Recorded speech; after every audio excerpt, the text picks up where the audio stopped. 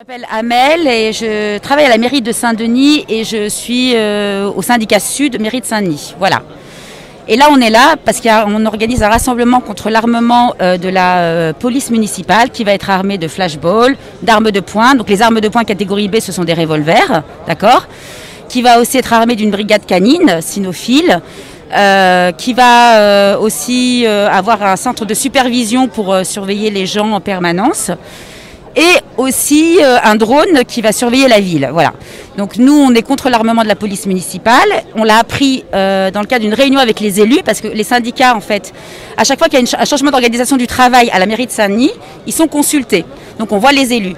Et là, on apprend dans le comité technique paritaire, voilà, c'est cette rencontre-là, on apprend que les policiers et policières seront armés de flashballs et auront des armes. Nous, on est opposés à l'armement de la police municipale. On pense que ça doit être une police, si elle existe, elle doit être de proximité et de prévention et pas de répression. Et les flashballs, c'est comme les LBD, ça éborgne les gens. Les flashballs, c'est contre le mouvement social. Ça éborgne les jeunes des quartiers populaires. Ça permet de faire monter en fait l'enchère sécuritaire. En fait, on n'est jamais là pour la mesurer. On est là que pour mesurer les résultats sur les visages des personnes. Et de toute façon, à chaque fois, les policiers ne sont pas inquiétés de ce qu'ils ont fait.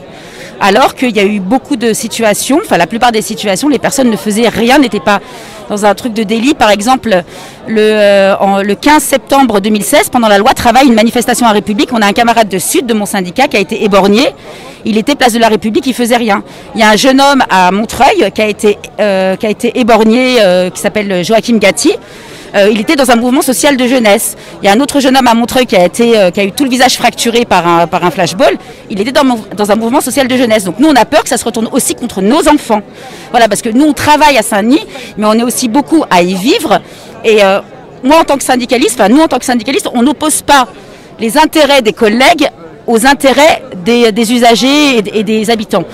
Donc si à un moment donné les policiers municipaux ils trouvent qu'ils ne sont pas en sécurité, qu'on leur donne des missions qui ne les mettent pas en danger. Et les missions qui ne les mettent pas en danger, c'est pas aller à 2 h du matin dans les quartiers, c'est pas s'occuper de choses qui sont de l'ordre de la police nationale.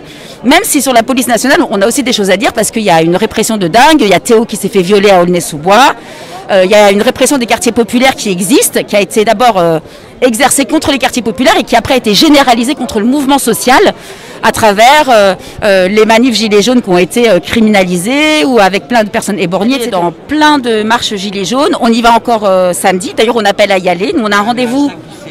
Voilà, nous on a un rendez-vous à Saint-Denis à 9 h du matin devant l'hôtel de ville pour après rejoindre la marche aux Champs-Élysées. Donc nous on fait le lien entre les quartiers populaires, les collègues qui travaillent pour la population et les mouvements sociaux, et on a à réprimer personne. Donc il faut qu'on fasse une unité. Et c'est pour ça que le rassemblement de ce soir contre l'armement de la police municipale, il y a plein d'assauts. Il y a Réseau Éducation Sans Frontières, il y a Amicale de locataires à la Courtille, il y a, alors j'ai pas la liste là sous les yeux, mais il y a plein de syndicats, voilà, il y a plein d'organisations. Il y a les brigades de solidarité de Saint-Ouen-Saint-Denis, voilà, qui aussi agit au moment du coronavirus sur l'entraide par rapport à l'entraide alimentaire. Et ce qu'on veut faire, c'est créer un mouvement social. Et là, normalement, les prises de parole, on a pris contact avec plein de structures sur Saint-Denis. Et les prises de parole, c'est d'abord les collectifs de quartier et les collectifs sur les droits comme la LDH, etc., qui vont prendre la parole pour expliquer ce que ça veut dire la répression au quotidien. À Saint-Denis, être jeune et black, c'est potentiellement être contrôlé 10 fois par jour. Voilà, c'est être harcelé.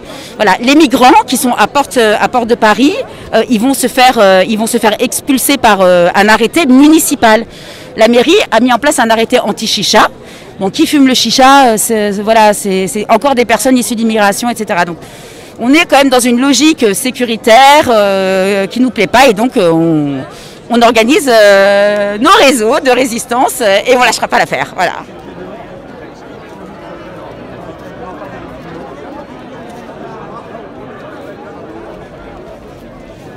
Député de la circonscription. Je ne sais pas si Hanotin le fait exprès, mais il y a 2 jours on était là contre la privatisation de l'eau, et le moins qu'on puisse dire, ça ne sera pas le cœur de mon intervention, mais s'il veut nous prouver que le Parti Socialiste n'a pas beaucoup évolué et qu'il prend des mesures surtout de droite pour nourrir un électorat qu'il a élu, le moins qu'on puisse dire, c'est qu'il fait fort.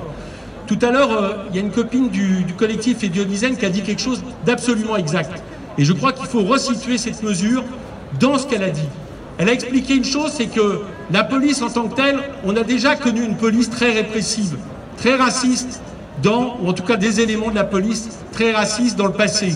Moi, je pense que la police, elle est le reflet d'une décision politique. Elle est le reflet de doctrine. Et le moins qu'on puisse dire, c'est que depuis 2005, et ça a été réaffirmé par Darmanin cet été, la police, elle a un adversaire.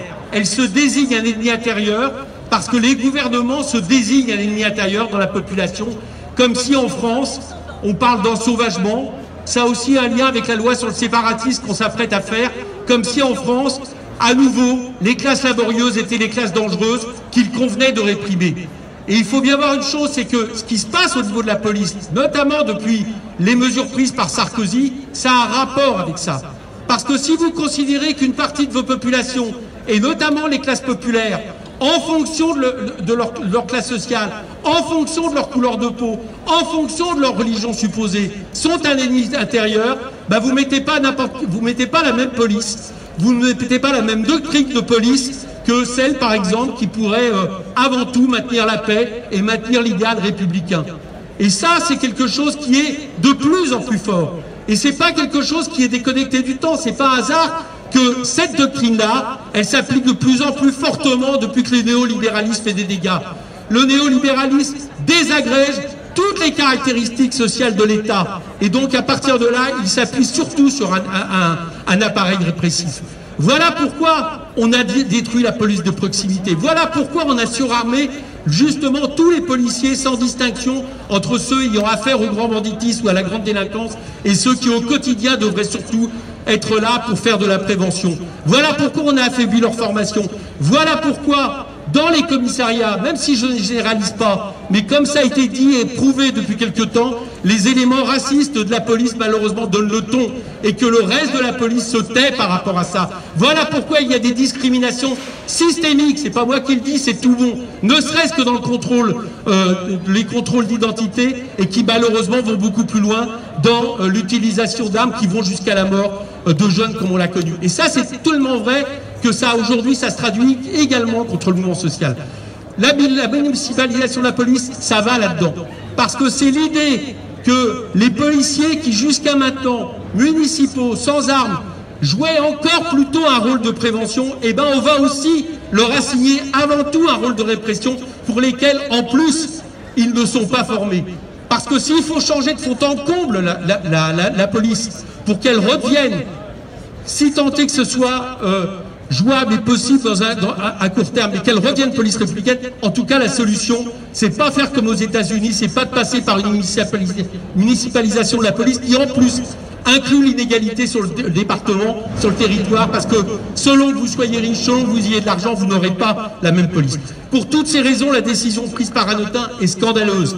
Elle est scandaleuse, elle n'est pas seulement sécuritaire, elle est inefficace, y compris pour les policiers à qui il propose cet armement. Et c'est pour cela qu'il faut s'y opposer. Nous ne voulons pas d'une vision de classe de la sécurité, nous voulons au contraire faire en sorte justement qu'elle reste, j'allais dire, l'assurance d'être les gardiens de la paix auprès des populations, même si malheureusement tout ça s'éloigne de plus en plus vite. Malika du réseau Éducation sans frontières. Donc le réseau Éducation sans frontières, nous on accompagne des familles sans papier, des jeunes majeurs scolarisés sans papier. On a une permanence départementale à Saint-Denis et lors de la permanence, on voit constamment des gens parce que sans papier qui vivent la peur au ventre. La peur au ventre, pourquoi? D'être l'objet, de faire l'objet d'un contrôle au faciès, hein, c'est souvent le cas, et d'être arrêté, enfermé en centre de rétention.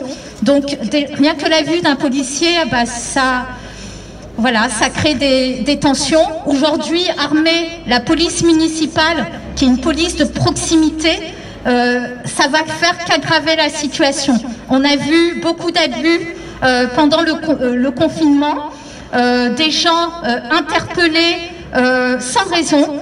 Et aujourd'hui, avec une arme, on n'a pas envie que des agents se croient tout permis parce qu'ils portent une arme, fassent pression sur des gens qui sont vulnérables, parce que sans papier, précaires. Donc voilà, nous on s'oppose vraiment à l'armement de la police municipale. Et je ne sais pas quelle sera la décision ce soir, mais c'est purement scandaleux. Et je pense qu'on est nombreux à le penser sur la ville. Et ce serait bien qu'on nous écoute, parce que nous, on est sur le terrain, on accompagne des gens.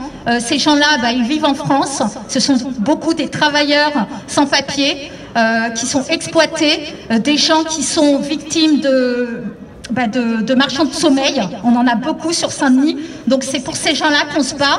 Et il faut continuer à rien lâcher, puis à continuer à manifester, à crier notre rage.